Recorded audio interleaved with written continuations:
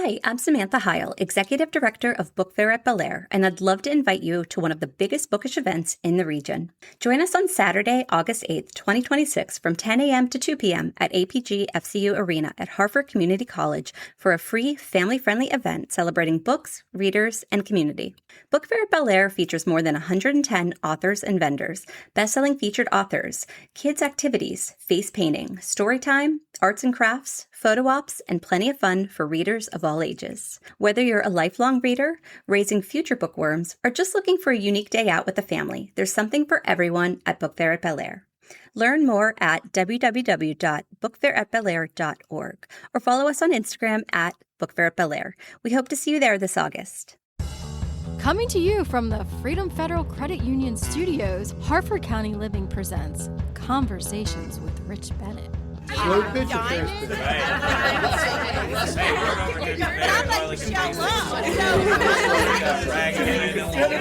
I never played softball.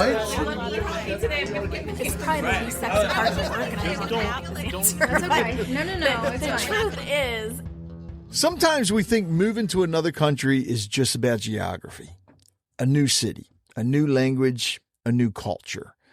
But what nobody really talks about is how it changes you, your identity, your relationships, your confidence. I would say even your love for food and even your understanding of what home really means. My guest today, Marc Alcobé, has spent the last 8 years building a life far from where he started in Barcelona, living in Germany, Greece, and now Italy. Along the way, he's learned what it actually takes to stop feeling like an outsider and become what he calls almost local. But Marc's story goes far beyond travel. He's a UX UI designer who studies human behavior for a living, a professional futsal goalkeeper who's learned how to adapt under pressure, an improv theater actor comfortable with uncertainty, and the host of an awesome podcast called Almost Local, Living Abroad Stories, where he has deep conversations with people creating lives far from home. Marc, how's it going? Very happy to be here. Thanks for the invite. I'm looking forward to this conversation, Rich. Oh, me too. A goalkeeper? Yeah. Since I have memories, I think, like I started futsal. For the American audience, it's like a version of soccer indoor. Right. It's like 5 versus 5 indoor soccer. Much more fast, much more goals. So the field, it's the same as handball. The goals are also the same as handball. Yeah, exactly. So it's a very reduced size, and it's much more fast than soccer. There is also much more actions. There is much more goals also. So it's closer to basketball and handball in terms of the pitch. And I remember I started playing it because in Spain it's kind of common to start this as a kind of extra activity after school. Right. And I don't know exactly why, but I decided that I wanted to be a goalkeeper instead of playing in the field. And I started this sport when I was 4. I'm 32 now, so it has been more than 25 years being a goalkeeper. Yeah. Pretty fast paced too, right? Yeah, absolutely. So, all right, be honest. Is it more fun to watch that than soccer? Yes, absolutely.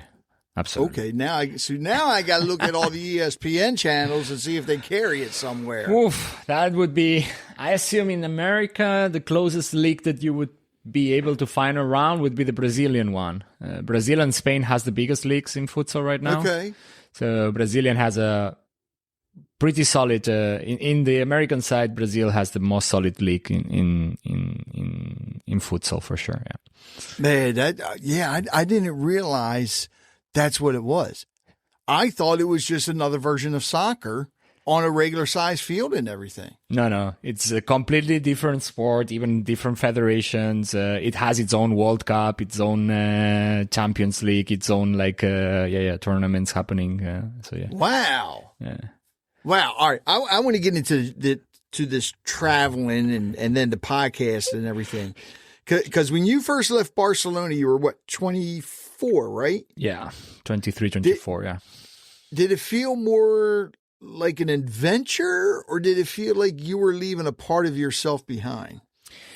No, I don't think I was considering the whole identity part of it, like, or leaving anything at home. And I will relate that also to the fact that when I left, I had this kind of like security in the sense of like, okay, I went to Germany because I got a job offer there. So I wasn't going to an insurgency. At the same time, this same job was still related to my company in Barcelona. So they were giving me some kind of benefits of coming and flying back home regularly. Okay. So it didn't happen until I met my girlfriend and partner until now, who is German, where I started staying more and more in Germany and traveling less and less at home for obvious reasons, that I started like disconnecting a little bit from home. Yeah. And when the question of what is important to me to keep from my roots and from my identity home while evolving and growing up, this is something that everyone does, no? Like age also marks you as a person, but the fact of not being in this safety net that you had until now, of course, affects which decisions do you take and how do you react in each of these moments of life. When I was 24, I had I always explain it, but at the end, like my company came to me and said, hey, we have this client. They are looking for someone on your position. Do you want to go there? In 2 days, I said yes. In 3 weeks, I was in Germany. All right. So with that, because you were young. Yeah. Myself being in the Marine Corps, I mean, we traveled to different countries all the time, but we were with a bunch of friends. Was it just you, or were there other, people from your job that went as well? Yeah. And were you all staying together at the same place? No, not all together, but okay. It happened to be that a colleague of mine was already in Frankfurt in Germany, so he went a little bit earlier than 6 months before me. Okay. That of course helped in the sense of like he could tell me, okay, this neighborhood better than this other, or like, hey, here is where you will hang out, or there is good restaurants here and there. Not like giving me an introduction, although 6 months doesn't give you a perspective of a country, neither of a city in much deep detail. I had that advantage. And then developer from the company also left at the same time as me. And we ended living together with this developer, so we shared flat with this guy. Funnily enough, in Barcelona, we met like once before. So, wow. I mean, yes, outside professional environment. I mean, like we had contact because we were working in the same teams as development. But that doesn't really let you know the person. No, at all. Wow. And we lived together for more than 2 years. Yeah, still good friends, of course. That's like, good, and he already brought like his own experience about living abroad because he's from North Macedonia. So he already immigrated before. He went to study in Mallorca, in Palma. Then he ended in Barcelona working. And then he moved with me in Frankfurt. We lived there together for some years, and he's now back to Barcelona. He already had a little bit of experience on navigating life abroad. So I suppose it also helped having him around. Yeah, definitely. So what do you remember most about those first few weeks in Germany? The week that I arrived with my 2 big suitcases, for whatever reason, it was snowing in March, which is not typical in Frankfurt. I remember the cold and dragging suitcases around the snow. I remember thinking, oh, wow, I moved to a country I don't speak the language at all. What the hell I am doing here? And I remember thinking, I don't have clothes for this country at all. Like, oh God, I didn't have boots. I didn't have boots at all until I my second year in Germany, actually, when I met my girlfriend, and she was like, "What are you doing with Adidas sneakers in the middle of the winter? It's normal that you are cold. Like your feet are cold. You are cold." And come on, I'm from Barcelona. The winters are not super hot, but they are bearable. Nothing compared to the darkness of Germany in that sense. So yeah, I think the first weeks was adaptation in the sense of like realizing the weather, saying, wow, okay, I need to appreciate the moments of sun because they are not a lot. And then a lot of adaptation, meeting colleagues. And luckily enough, at that point of time, the environment at the office was really international. So there was a lot of people in similar situations as the ones that we were. So we kind of created a lot of environment in the office. We used to do barbecues, I don't know, getting beers after work, like this kind of cool environment. At the same time, like banging against the bureaucracy for the first time in a foreign country while you don't speak the language. It's interesting. Well, and how long were you over there for? 4 years in Germany. 4 years. Yes. So, and talk about, the language barrier. God, how hard was that? And did you try to learn German at all? Yeah, I tried.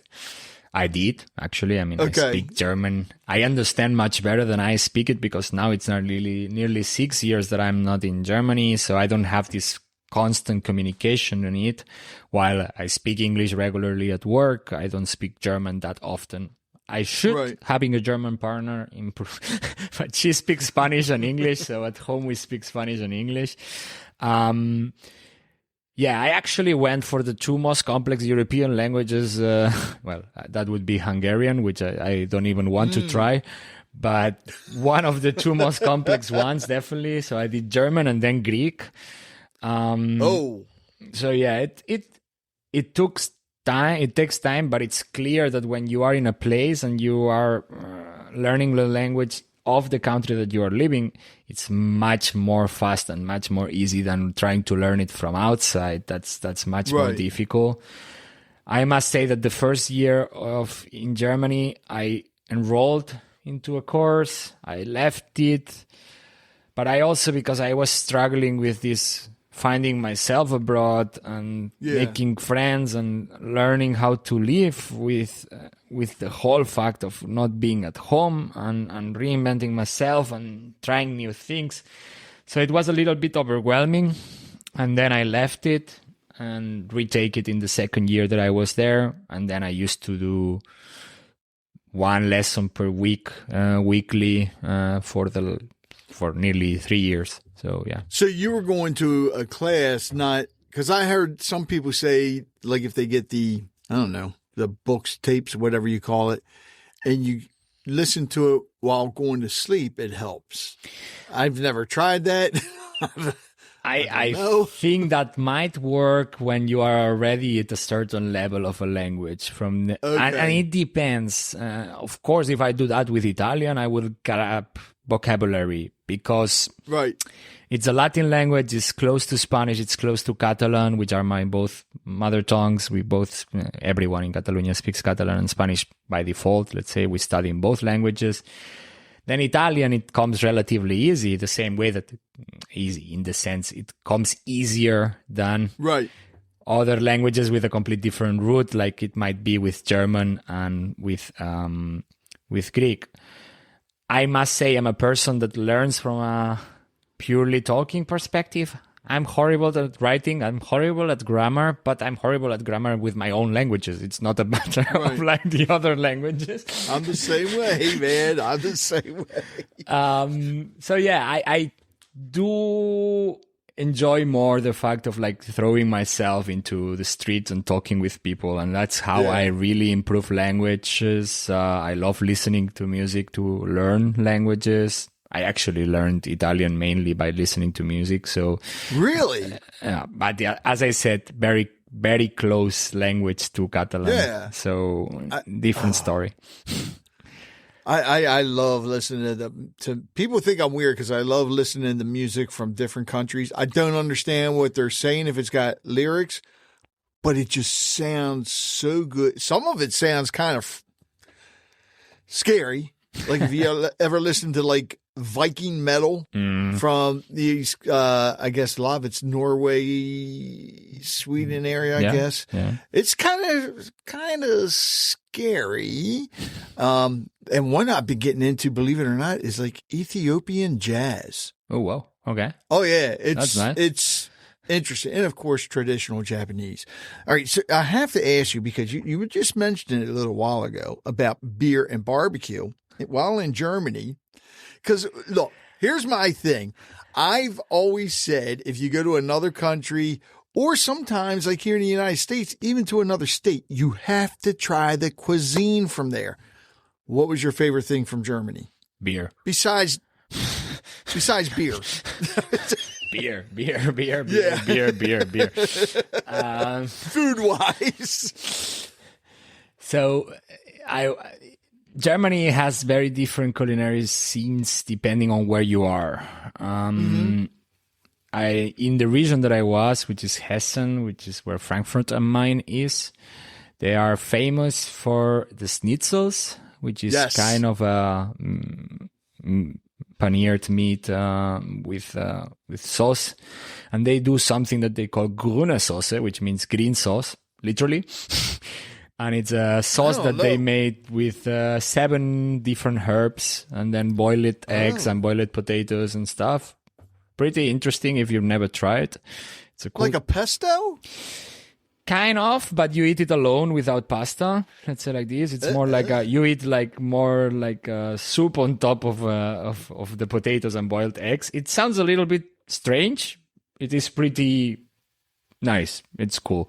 Okay. Germany has very good meat in general. Yeah. Oh yeah. And I won a lot of kilos actually in 4 years in Germany. Like my weight exponentially went up due to eating mainly meat, drinking beer, and probably more of the beer part, right? Yeah. I mean that's one of the shocks that I had in Germany. Also, like the moment that you enter in this, they call it kiosk. It's like small supermarkets, and you enter into it. And besides the wall where the counter is, where the guy is selling you stuff, the 3 other walls are fridges with beer. So you might have a variety of 200, 300 beers in any of these small supermarkets that you have. So it is deeply cultural at the end, you know, like you need, and at some point you start trying stuff and you start like realizing, oh man, like in Barcelona we drink beer, but we drink pills, and we have like 3, 4 brands, 5 brands that are known, and you drink that.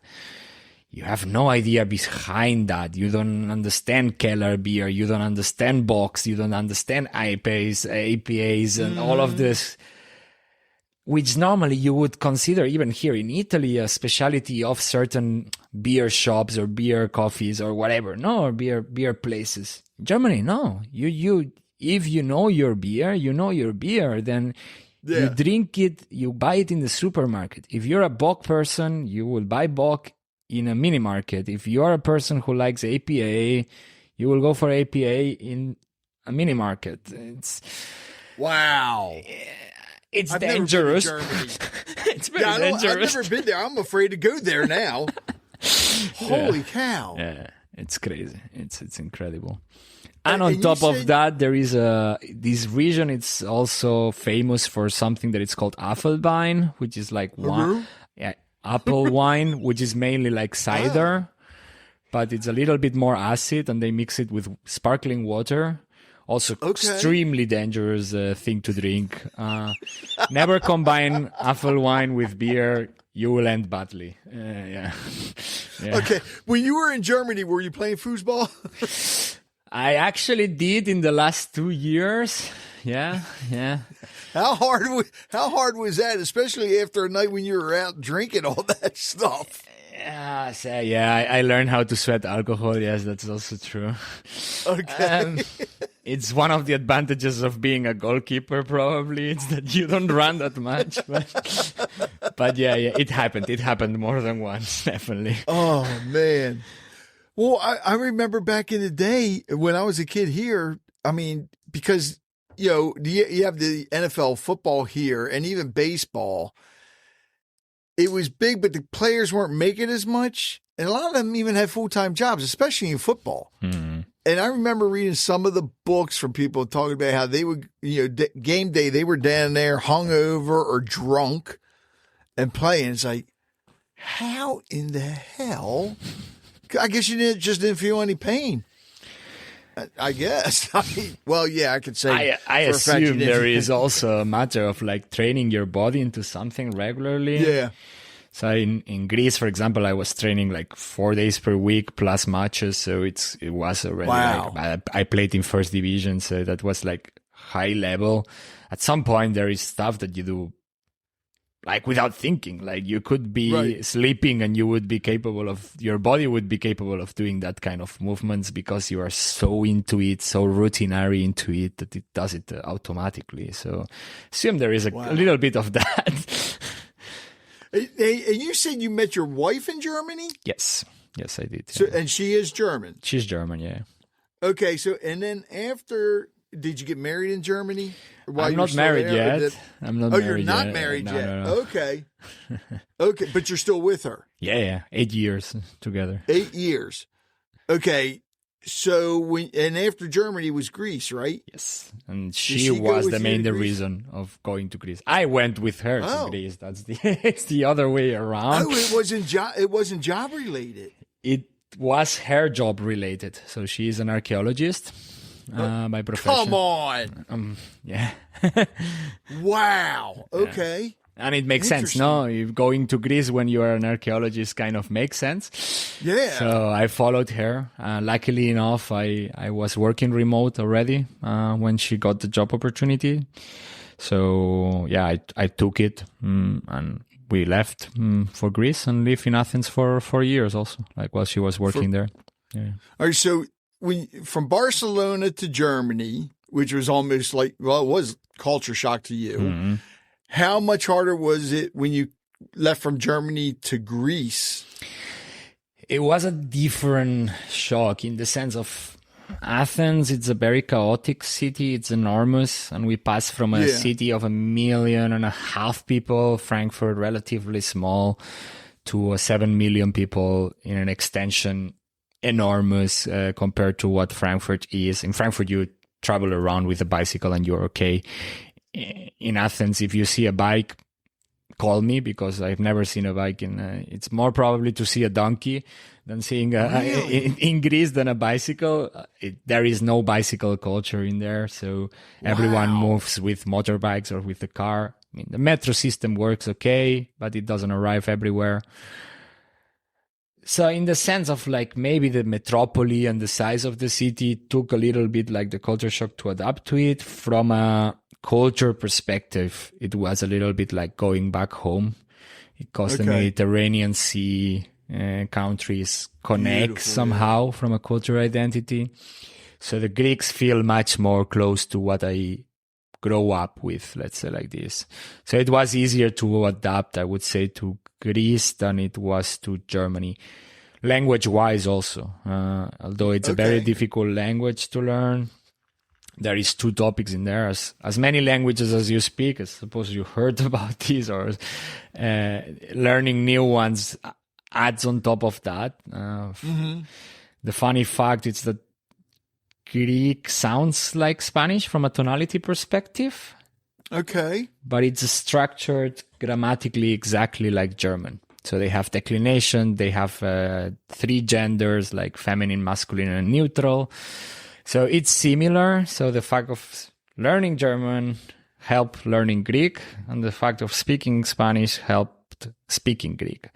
So from that perspective, it felt a little bit more easy, but also because the people are open and they are a little bit more prone to have a conversation with strangers, or if you do the effort of speaking Greek, they take it as, hey, this guy is making the effort of speaking Greek. Let's have a conversation, you know. Although Greeks speak crazy good English. It's something that you don't expect because the rest of the Mediterranean countries are not that good at this. The Greeks speak very, very good English, but they really appreciate if you make the effort and speak some Greek, and they will. I mean, the life of Greece is outside. You finish work, you go to the square, you have coffees, you talk with people. They are much more prone to. They have a next level of hospitality. So, yeah, that helped a little bit more. So I clearly felt comfortable in there. Yeah. I liked it. So, all right, now you know what I'm going to ask you, because now you're in another country, food-wise. Not as much beer in Greece, though, right? Nah. There is. They got all that. They it's got the growing. olive oil to coat your stomach. Yeah. Sure. So it's growing, like the culture of beer in Greece, it's growing. Yeah. Slowly there are new brands appearing and so on, but it's not. There is nothing comparable in Germany as in Germany. Maybe Czech Republic would be in there when it comes to beer culture. Greece, it's an amazing place for vegetables, for olive oil, of course, for a limited amount of cheese, but really good cheese, like feta, gravieras, all of these kind of cheeses are really incredible. I didn't know there were limited amounts of different types of cheese, though.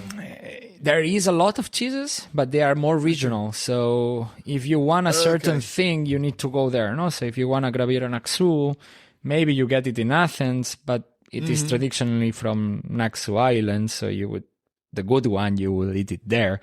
The only national white cheese that everyone's, Graviera is one of them, but the big one, it's feta. So feta cheese is everywhere. After 4 years in Germany, I think the thing that you notice the most, it's the quality of the vegetables. Due to the fact that the vegetables in Germany are not good. Yeah. It's difficult to find good vegetables. Like tomatoes are plastic. We normally used to do the joke like that you can bounce the tomatoes in Germany because it will rebound.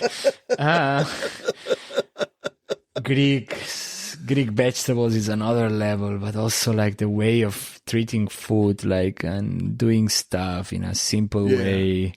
But all the ingredients are good, so that the taste it's complete and full. Like they do relatively good roasted meat, like the whole culture of pita gyros, souvlakia, kalamakia, all of that. It's incredible. Very good lamb if you are a lamb person. But it's grilled meat, and you start learning a little bit more. I think the restricting part of Greece, it's that normally in majority of the places where you go, the menu will be the same everywhere. So you will have the same kind of food all over, extracting certain traditional dishes from regionality. Menus look very similar between places. And at some point you might get tired of repeating food, but the quality is incredible. It's like I miss Greek food, and I miss the capability of eating a pita for €3. Like there is no concept of fast food in Greece. Really? Like in Athens, it's a 7 million people city. And I think they opened the other day, as far as I remember, the 5th or the 6th McDonald's in the whole city. The chains doesn't exist. Like literally left. They're healthier over there, I think. They are expensive also compared to buying a pita. A burger of McDonald's or Burger King costs you like €7-8, and a pita costs you $3. No. I mean the people over there are more focused on health. Maybe that's why they don't have as many fast food places. They have their own street food and their own fast food. Why would they need to import anything from outside? No, like so. Yeah. Also, they are critical. If something you learn about the Greeks is that they are proud of being Greek, and they are proud of their traditions, their food, their culture, and therefore they will protect their food in any ways that they can. Actually, with that, and I know we haven't gotten to Italy yet, but with Germany and Greece, out of the two countries, and I'm on mainly about the people there. Mm-hmm. Were either one more, I guess, I don't want to say proud, but, well, yeah, I guess proud of their history, focused on history a lot. Because I know, like, in Italy, they're like they believe in their history. But did you see, like, a difference? Yeah, I absolutely. know a lot of countries do, yeah. Absolutely. There is a kind of proudness in certain countries, for sure. Yeah. There is a statistic of Italian men thinking about the Roman Empire at least once per week. And it's Really? like a 75% of Italian men thinks about the Roman Empire once per week. That's the kind of like history reminder. Between Greece and Germany, of course, it's much more... The Greeks are much more proud of their nationality and they are much more proud of their history. In a lot of sense, they will remind you of things like we do the joke sometimes with Greek friends who say, because the sentence, "Oh, this comes from Greece," it's common, like, and then you're like, you're telling him, I'm making this dish from my hometown, and my friends will say, but you know that this is also coming from Greece, and I'm just like, yeah, everything comes from Greece, man. Like it's the joke that I have with friends of mine, like Yanis, who's a good friend. I always tell him, no, because I mean everything comes from Greece, you know, like K-pop, it's not from Korea, it's from Greece. What? No. It's the joke that I make with them, because everything comes from Greece. It's just like, it's this kind of level of ridiculous sometimes of having discussions where they are telling, no, this comes from Greece because they are. And I mean, there is things, of course, because they are cradle of civilization, of democracy. I get it. I mean, yes, you have a history that it's very interesting, but not everything comes from you guys. Like there was other ancient civilizations, you know, like before you. And there is this, of course, like part of it with the Greek way of doing things. Yeah. Germans, unfortunately, because of the history of Europe, do not have that and cannot have that proudness, let's say like this. I mean, it's not, it will not be nice. The K-pop thing, man. Yeah, it's difficult. It's difficult to talk about history with German people, although it is interesting to see because they are probably the ones who did the exercise about talking about it the most in schools and educationally wise. So it's difficult to talk about Nazism and it's difficult to talk about the history of Germany in general with German people, although they are highly educated on it and they are normally... They have done processes to redeem themselves, let's say more than... I mean, I come from Spain. We were like 60 years of dictatorship with Franco. Yeah. We didn't participate in the Second World War because we had a civil war just before the Second World War and the fascists won and they were in power for 60 years. And there is still a lot of work to do from a Spanish perspective on accepting that happened, learning from it, and I don't know, make trials to people who did crimes of war, for example. Yeah. Germany did that, but they are still very much blamed by the rest of countries as the bad guys. And it's a very random generalization, no, to blame a whole culture and a whole country for the acts of some, let's say like this. Yeah, because that would be ridiculous. Like it's like there is German Jews who were living in Germany and felt German, and they are German and they are Jews, and these people were also persecuted. So are you blaming people who were also in the other side? It's a difficult topic. I mean, you don't want to repeat history, but you can still learn from it. Absolutely. And know not to do the things that some others have done. Yeah. And now I'm just waiting for Greek pop to become a thing now. There is. Oh, come on. Yeah, of course. Yeah. Well, there's pop everywhere. One of my favorite musicians is from Greece. Really? Yanni, one of the best concerts I ever went to, believe it or not. And me and my wife went before we got married. And we were sitting in the lawn watching him because it was at a big pavilion. Mm-hmm. And during intermission, the guy came and said, "Here, do you want tickets for under the pavilion?" I'm like, "Yeah." It was like third row center. And it was the second part of the concert was the best. It was when he was doing his Live at Acropolis tour. Nice. And I'm sitting here watching, and I'm a metalhead. I love heavy metal. But when he came out to perform, and I didn't know he used to play in a metal band too, from what I understand, I think called Chameleon or something like that.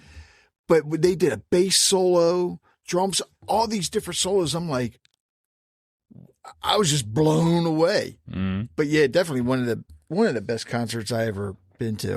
All right, so now you go from Greece to Italy, right? Yep. All right, was that because of your girlfriend, or was this job related this time? No. Or neither? Neither. Every move, it's a different reason. So Barcelona, Germany, my job. Germany, Greece, her job. Greece, Italy, freedom in the sense of being able to do whatever we want. We both work from home now. So we have this flexibility of working remote and being able to work from wherever we want. We arrived at a point in Greece that we were 4 years in Athens. We had a life completely established, routines, ways of doing everything was fitting in place, let's say like this. And at that moment we said, okay, we are 30. Do we want to try something else before doing the last step? Let's say like this. Like, do you want to try another country before we really establish roots and decide to take bigger decisions in the sense of, like, I don't know, buying an apartment, having family, etc., etc. It was clear for us that if we stay 1 year more in Athens, we never leave Athens. So we took the decision because we were really comfortable and we really like it there. So we said, okay, let's try one last country to be sure that we have an opinionated idea of where we want to live. I speak Italian since quite some years, but I wanted to perfectionate the language. Same happens with my partner. And we decided to come to Italy to try one last Mediterranean country. She also lived in Catalonia, so we know more or less the same countries. We are just 1 year and a half here in Bologna. We are considering staying for a couple of years more, but for now it is pretty sure that either we go to Spain or we go back to Athens after this. Right. And then that would be the last move. Let's say like this. You never know. I was going to say, never say never. Yeah, exactly. If everything goes as planned, probably we will go back to Greece, to Athens at some point. Okay. Yeah, we love it there. So, wait a minute. You said you're both working from home? Mm-hmm. Yeah. How does an archaeologist work from home? Yeah, she switched sectors. She's like... Okay. Yeah. She went to the tourism industry now, and she's working like organizing trips to Central Asia, mainly Uzbekistan, Turkmenistan, all the stands and Caucasus and these areas. Yeah. Well, wait a minute. Does this mean you both get to go on trips to other countries? I'm actually leaving in Saturday, in 2 days now, to Uzbekistan for 2 weeks. Yeah. Really? Yeah. Yeah. Wow. Wow. Okay, so you're in Italy. This is a scary question, and you know where I'm going with this already. The food-wise, what's your favorite there? Because I'm sorry, every country is going to say they have the best food. Even though I've never been to Italy, I have a funny feeling Italy does have the best food. You know, I don't know if Okay. the Italians will kill me now. Shit. I prefer olive oil from Greece. Well, yeah, but that's not really a food. You know, the thing with the food in Italy, but not only with the food, with everything in Italy, it is really a divided country. There is north and south, and it's completely two different worlds. I think you can eat well everywhere, but the quality of vegetables, the quality of product, probably from the south, it's a little bit better than from the north. Although the majority of the people live in the north, because the job market in the north is much more strong than in the south. That, of course, means excluding Napoli and Rome, which are south cities, but they are really big. At the same time, I would say that while there is incredible food in Italy, I think that in Greece, wherever you go, even if you enter in a small restaurant in the middle of a road that doesn't even have windows, you will eat very well. Yeah. In Italy, not everywhere where you eat will be good, and that's mainly because it has been touristified until a point that it's ridiculous. Like, Italy made a whole marketing campaign around the brand and what Italy means. That has been gentrified until a point and touristified until a point that also attracts, of course, doing tourist traps, as we would say. No, so there is a risk on any city that have tourism regularly to end eating in places where the quality of the food would not be as you would imagine, as the standard that you would imagine from Italian food. Now, if you know where to go, nobody does pasta like the Italians. Sure. It's there. Nobody does pizza like the Italians. And in here also, pizza from the north different from pizza from the south.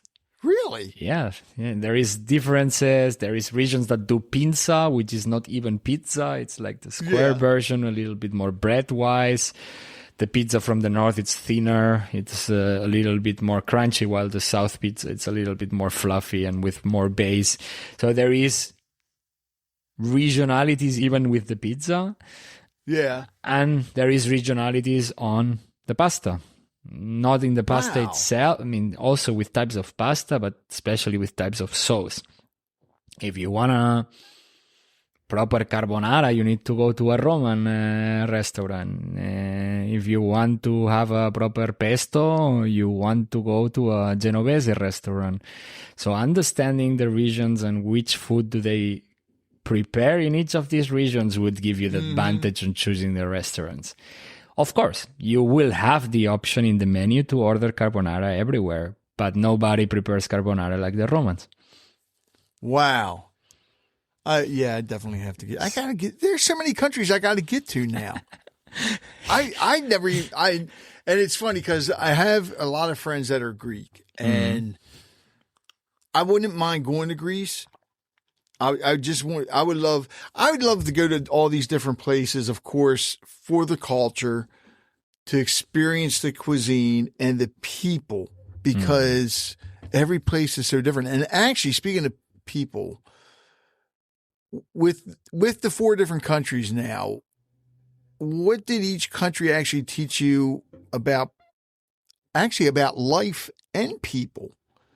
You know, such as like work culture, the pace of life, all that.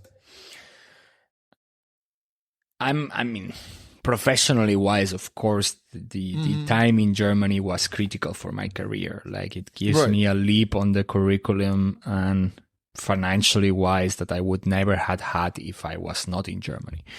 Therefore, I need to give that to that country. Like, it created the professional that I'm right now. It created the person who is structured as it is right now when it comes to work, which comes together with the nice thing of German environment, working environment, and it's that they kind of respect a lot the work-life balance. It is something that you close your laptop, you're done. My boss would never call me at 8 p.m. in the afternoon or at 9 p.m. in the afternoon.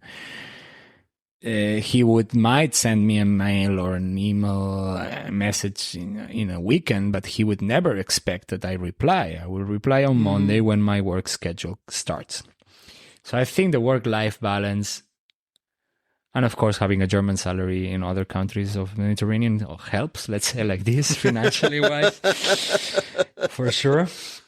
In Greece, I learned to enjoy the times in between, because I'm a person that does a lot of things. I'm constantly on. If you see my Google Calendar, it's like I block time for even going to the toilet, as I normally joke, but I do block time for everything. I'm a really organized person. I have obsessive compulsive disorder, so I have obsessive thoughts. And sometimes you need to know that the Greeks take time with their own, they call it herios, their own relative perspective of time. And it will be late. There will be moments that you will be waiting for people, for sure.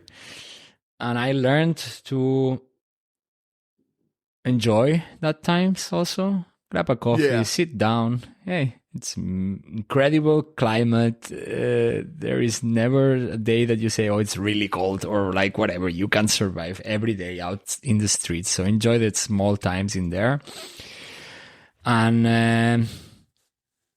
they are in the next level of hospitality. It's just like, they are like, especially restaurants and bars, like their capacity of making feel you welcome without overwhelming you, without like whatever, the whole giving you things for free because whatever, you look nice, so I give you a beer for free, where this kind of stuff, it's nice. It teaches me how to treat people from a service perspective a little bit also. Right. Italy clearly showed the importance of languages and how easy it is to do things when you speak the language. Oh gosh. Mm-hmm. Italian bureaucracy, it's difficult. It's not an easy one. Greek bureaucracy, it's a nightmare, but it is a big difference when you are capable of going to a place and speak with a person who needs to do a paper when you speak the language, while you don't, in comparison to not speaking the language properly. And I mean, so far Italy has been 1.5 years, so I don't have the same experience with the country as I would have, but I am able to communicate with Italians in a way that in Greece or in Germany I was not able to do in their native language, and I am really enjoying this. Fashion in Italy, also in the north of Italy, it's a next level. No, I love certain ways of dressing in certain cities, and like the style that they have. It's remarkable also. So something that you can take for yourself also. Wow. Now with the podcast, because actually, when did you start the podcast? Was it 22? 2020, actually. It has been 6 years. COVID but year. It's a COVID kit. So you started it when you were in Greece? No, I was in Germany still. You were in Germany? Yeah. I changed name, actually. That's why I count more or less almost localized from 2022. Previously, it was called the Ausländer, which means the immigrants in German. And I was mainly interviewing people, foreigners living in Germany. That was the focus of the podcast back then.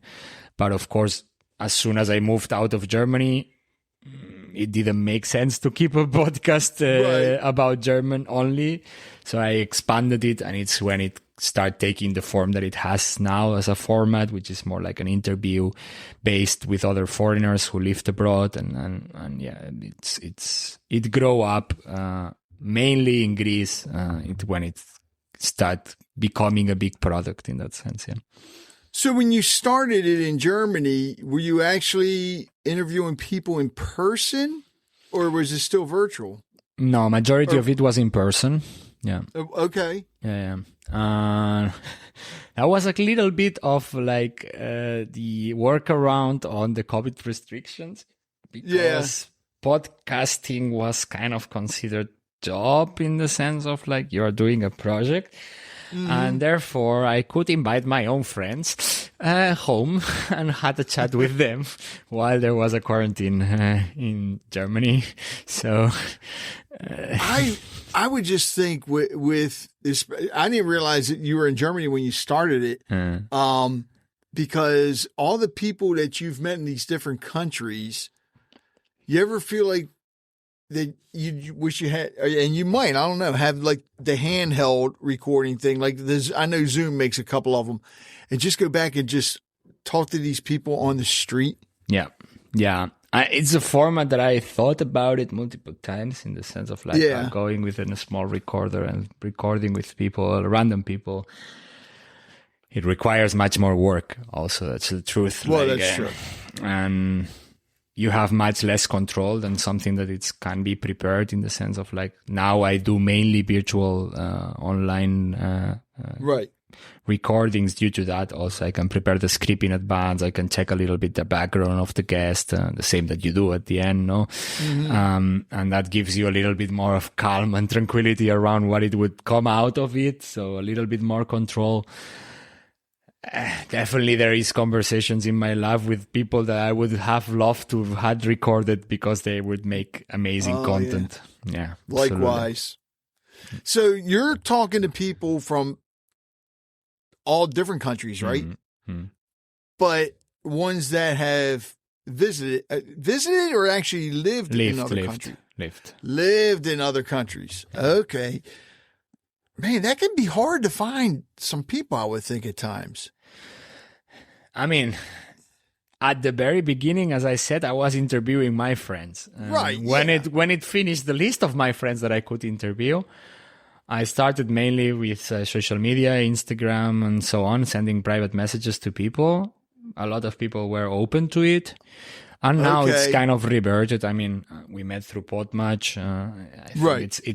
It's worth to mention what Alex and has been building there.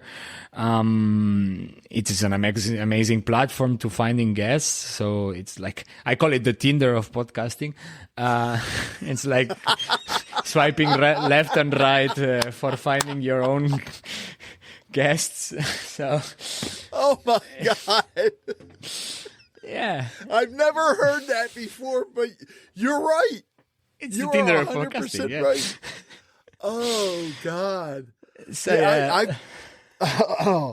I've been with them since the start, and it's funny because I wasn't using them. I was signed up, and I wasn't using them. And I had Alex on, and I told this story.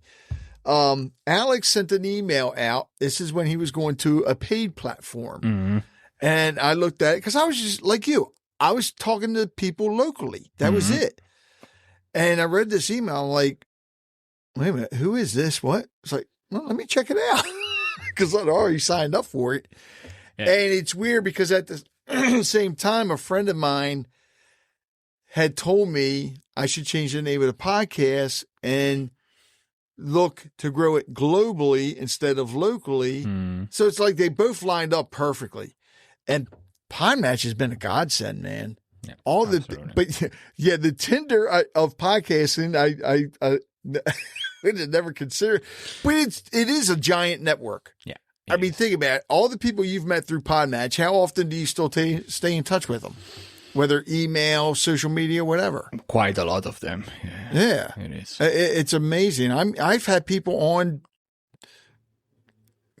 some of them 3 times. Okay. Or more on the pod. Yeah. Nice. Because, people, when the listeners, respond back to you and say they really love that episode or they learned this from that episode, you cannot, there's only so much you can cover. Yeah. Like with your story, oh my God, there's so much more that we could cover that we haven't covered. But that would take another hour, probably even 2 hours. Which is why I tell people they're always welcome to come back. Some people. You're always welcome to come back. Yeah, I mean, there is guests that are not ideal. That you can find that also. That's also true. Yeah, you find that no matter where. All right, so with the tell everybody the podcast again, Almost Local Living. Abroad stories, yeah. Abroad stories. So those of you listening, whether you're using Good Pods, Spotify, Apple, Pocket Cast, whatever, subscribe to subscribe to his podcast, listen to it, give it a review. You have some great guests on there. You have some wonderful guests. People are going to learn a lot. I do. And I think it's like, it's a matter of not feeling alone in that sense, like something that we all share as people who lived, and you leave behind your safety net.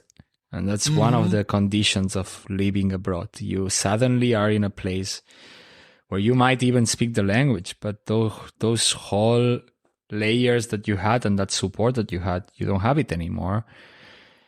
But not because you are in there or planning to put yourself in there. You need to think that you're alone. It's not true. Yeah. Like a lot of us has passed through the same things. And definitely moving abroad and traveling, it's not as rainbowy and nice as social media sometimes shows.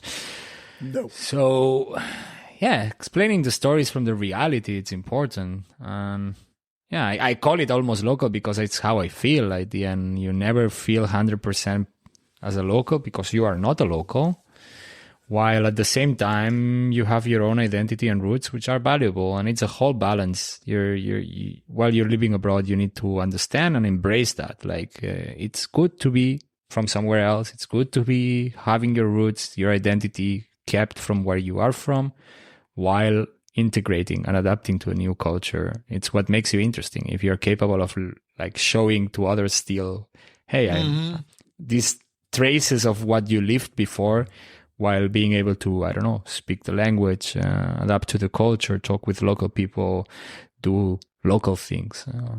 That's actually great. Being on the local part here, Barcelona, Germany, Greece, Italy. How has your definition of home changed?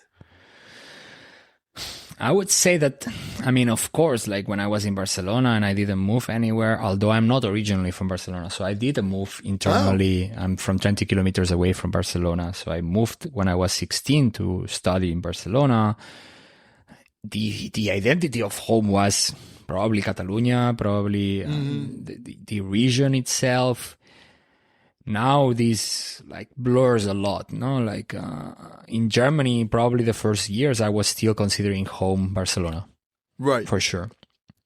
Then I met my partner, and things changed, no? Like your family circle and your group of friends doesn't belong anymore to a single place. You still have friends back home, but you're starting a new life with a partner, with whatever. And I have 2 cats, so that's also part of the family, I suppose, somehow. And I don't know. I still from time to time say, oh, I'm going back home when I say I'm going back to Barcelona. So that's home. But who put the rule that your home can be only one place? Bingo! Who said that? How many people have more than one house in different countries or even different cities? So where is home? Home is where you make it. Exactly. Where 100%. You feel comfortable.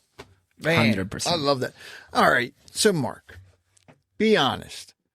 Is there any country you haven't been to yet that you want to go to? And if so, why? A lot.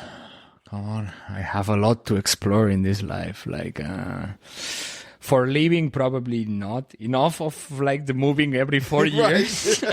So probably the next move will be the last one, traveling wise. Come on. Like the whole world. I barely visited Africa. I would love to get into knowing African cultures and to travel there. We are now opening, I mean, we talk a little bit about it, but opening the perspective on Central Asia is something that a lot of people, I mean, there is a lot of people in this world that you tell Uzbekistan or Turkmenistan and put it in a map and probably you don't know where it is. Right. So, yeah, really curious about these ones. With the cultural part and the historical part of the Silk Road crossing through it, like it will be interesting for sure But all the Southeast Asia also, I have never been there. So going to Philippines, Thailand, Cambodia. Cambodia, for example, because of the history of with Pol Pot, the dictatorship, but also Vietnam. There is a lot of places. In the short term, as I said, we are focusing due to my partner's work mainly to Central Asia. So in the next years, I would be exploring Uzbekistan, Turkmenistan, all these areas, Georgia in the Caucasus and so on. I'm really looking forward to see how it's life there. I did Armenia last year and it was already an incredible trip and oh, wow. I'm looking forward to continue exploring that region. You ever thought about writing a book? If I would know how to grammatically write proper, we come back to the same. And then you'd be confused what language to write it in, right? Yeah, well, that's another topic. I don't know in which language I think anymore. So imagine writing. Oh, jeez. No. I'm not a good writer. That's why I do a podcast at the end. Like, I love talking with other people. I love getting in others people's podcasts and explain a little bit my story, but I'm not a good writer, so I don't think that it's coming soon. You never know; it might change. It's hard, but it's hard. Yeah, I think I've been working on a book, and let me rephrase that because I keep changing it for I don't even know 10 years. Exactly, too much work for now. I don't even think I got a page finished yet. I'll bring authors on. I'd rather talk to them. As far as and like you said, podcasting. That's fine for me. Yeah, I'm good talking. I'm not good writing. So let's keep it on the podcast side. Yeah. Well, Mark, is there anything you would like to add before I get to my last question? Not really. I mean, at the end, if you're a person who is considering moving abroad, I think I said it a little bit, like it's a matter of balancing, deciding what you keep from your home, deciding what you keep from your experiences and integrate and embrace whatever it's coming in the future because it's only added layers. I define identity most of the times as an onion. So it's a matter of like peeling parts of it, adding new layers into it. And that's what it is. And a lot of people also struggles with the fact of, okay, I need to move abroad or wherever it brings you to life. And if you have the possibility, and probably the audience that's listening to this, and you're moving abroad and it doesn't work, it's not a failure. I've heard that a lot of times, like people trying to move abroad and then needing to go back home and feeling that they failed. It's not that, man. Like, it's not for everyone. It's good if you try something new and it didn't work and you decide to go back. If it works, wonderful. If it doesn't, you tried something new. It's an experience. It will redefine who you are and how you tackle life from there. And where can people find you? The podcast? What is there a website that they can go to? Yeah, absolutely. So website wise, it's almostlocalstories.com. Very easy to remember. I think pretty straightforward. Yeah. Then, as you said, in all the big podcast platforms under the name Almost Local. Also in YouTube, if you want to put a face to the one who is speaking in the microphone. I also do video. And then in social media also, if they want to get in contact, I think the easiest way it's like going to Instagram, Facebook, send me a DM, and all the handles of social media are the same. So it's Almost Local Stories everywhere. All right. Now, look, I'm sending you an invitation already. You have to come back on again because I would love to talk to you about, and I hope I pronounced it right, futsal? Yeah, absolutely. Because I think I said foosball earlier or whatever. Would be the German word for it. So, but I want to talk to you about that and even theater. Yeah, absolutely. Because those are two things we really didn't cover. Like I said, there's only so much you can cover in an hour. Yeah. All right. So, Mark, I need you to pick a number between 1 and 5. 3. And, of course, tell me the number. 3? Is that what you said? 3? 3, yeah. Okay, and now pick a number between 41 and 60. 47. 47. Oh, my God. You know what? The funny thing is, some people think I'm full of shit when it comes to these questions. But it seems to be, there's 100 different questions. And I have no idea what they all are. Somehow or another, they've been lining up with what we've been talking about. And this, you're not going to believe me when I read this question to you. What does community mean to you, and how do you foster it? And that was random, eh? Like that was based on the that numbers. Was a random, yeah. Okay, great. Numerology. We are entering into the dark numbers now. Communities. That's one of the trickiest ones, I would say, because the sense of community changes depending on the perspective, and communities are defined by the culture surrounding it also. So a sense of community in Germany, it's different than the sense of community in Greece. And what do you do with this community is absolutely different. From my own perspective and what I consider my community, it's the people that I can talk freely with without entering into much conflicts, while entering into conflicts. Like while being capable of discussing things and having different argumentations around things, right. They need to fit more or less into a political spectrum in the sense of like people that I can talk with. I'm not going to become friends with somebody who is a fascist or a neo-Nazi and right. doesn't go out of that barrier, no? So community for me, it's everything that builds around what we said before, the multiple homes that one can have.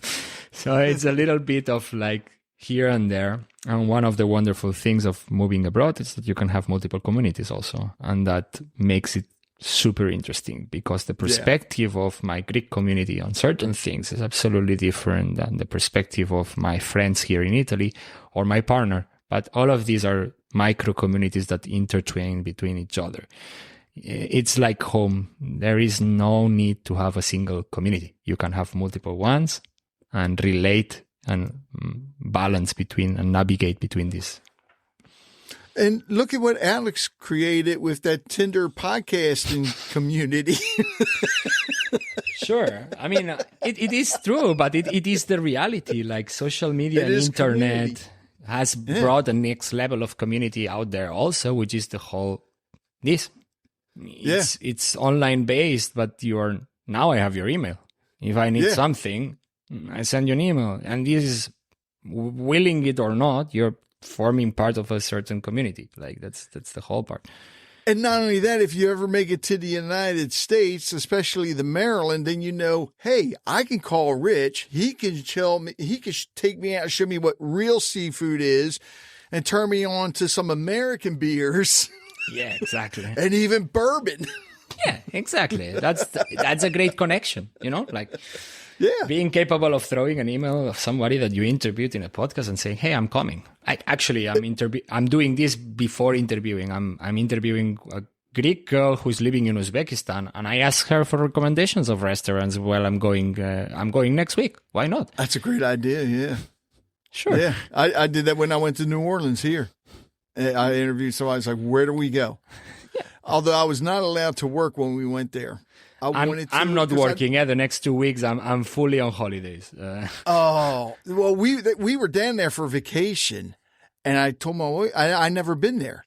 And I wanted to take my recording equipment. She said, no, you are not working. And when I got down there, Mark, I'm not lying, the people that I met, I would have never made the wedding because I would have just been sitting there the whole week while we were down there recording and eating the food. Mark, thanks a lot, man. It's been a blast. Connect with me again so we can get you on and talk futsal and theater. Perfect. Sounds lovely. Rich, thanks a lot for having me. It was a real pleasure. Thanks. One of the things I kept thinking about during this conversation is actually how many of us spend our lives searching for where we belong. For Mark, that search has taken him from Barcelona to Germany, Greece, and Italy. And along the way, he's learned something that I think all of us can relate to. Home isn't always a place. Sometimes it's the people we meet, the experiences we collect, the communities we build, and the parts of ourselves that we actually discover when we're willing to step into the unknown. So whether you've lived in the same town your entire life, moved across the country or to different countries, or dreamed about starting over somewhere new, Marc's story is a reminder that growth doesn't happen when everything is comfortable. It happens when we're willing to embrace change, stay curious, and remain open to the people and cultures around us. If you'd like to learn more about Marc, his journey living abroad, check out his podcast, Almost Local Living Abroad Stories. Visit almostlocalstories.com. You'll find some incredible conversations and perspectives from people who have built lives far from where they started. Marc, thank you for sharing your experiences, your honesty, and your insights with us. And thanks to all of you for tuning in and being part of this amazing community. If you enjoyed this episode, please share it with a friend, leave a review, and subscribe so you never miss a conversation. Until next time, my name is Rich Bennett. Stay curious, keep learning from one another, and remember, sometimes the biggest adventures aren't about where you go. They're about who you become along the way.